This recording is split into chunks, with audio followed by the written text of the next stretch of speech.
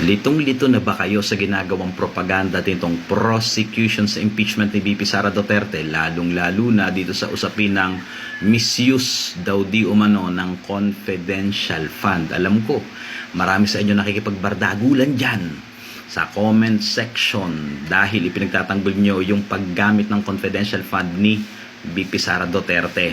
Kung gusto nyo maging effective yung pakipagbardagulan ninyo at pagtatanggol doon sa Office of the Vice President, panoorin nyo ito at pakishare na rin para mapanood ng ating mga kapwa DDS. Diba? Ganito lang i-rebat kasi yung ginagawa nilang propaganda about the misuse of the confidential fund. Isang legal phrase lang ang inyong tatandaan at i-memorize. Ano yon? Presumption of regularity. Yan lang ang tatandaan ninyo. Presumption of regularity. Ano ba yung presumption of regularity?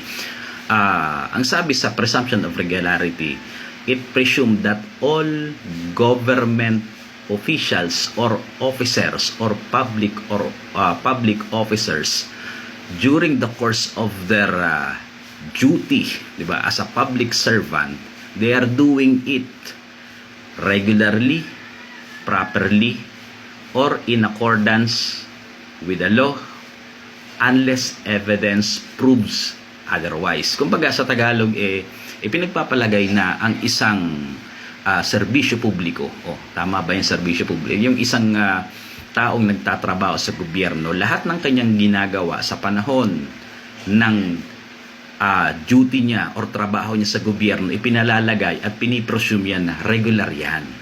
Diba? Batay sa batas yan. Naaayon sa batas, maliban ng makapagpakita ng ebidensya na mali yung kanilang ginagawa. So, pag nakapagpakita ng ebidensya, that's the only time na you can say it na that's irregular and that is illegal. However, kapag walang ebidensya, nandun yung presumption of regularity. Ngayon, paano natin i-apply yan dito sa sinasabi nilang misuse of confidential fund? Kasi iginigiit nila na lahat daw ng nangyari katulad ng pagpaplanoan niya ng confidential activity, pagre-release ng confidential fund, pagdi-disburse nito ay otorisado ni VP Sara Duterte. Therefore, siya daw ang architect, mastermind sa scam na ito. May napansin kayong kakaiba. Papansinin ko sa inyo kakaiba, ha?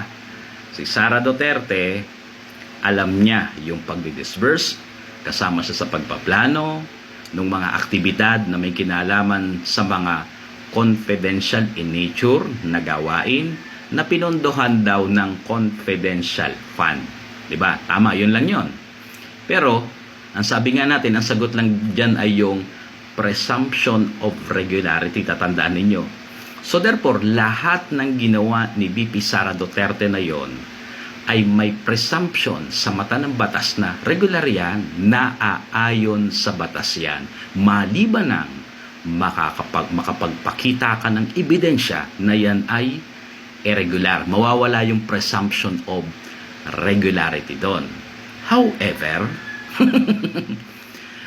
during the course of their direct questioning sa kanilang mga hostile witness, were they able to adduce or present any single evidence na magpapatunay na irregular yon? Hindi ba wala? So dahil sa wala silang naipakitang ebidensya, anong ginawa nila? Nilagyan na lang nila ng mga malisyosong mga pananalita katulad ng mastermind, architect, at scam. Dahil yun lang ang kanilang ebidensya. So, kapag kayo may pagbardagulan, yan lang ang sagot. Diba? Unless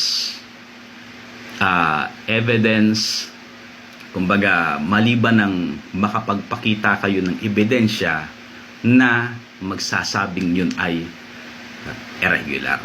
Diba? Meron na ba? O kayo, alam ko kayo mga tangalista, kayo mga pingkyawa, lagi kayong comment ng comment dito.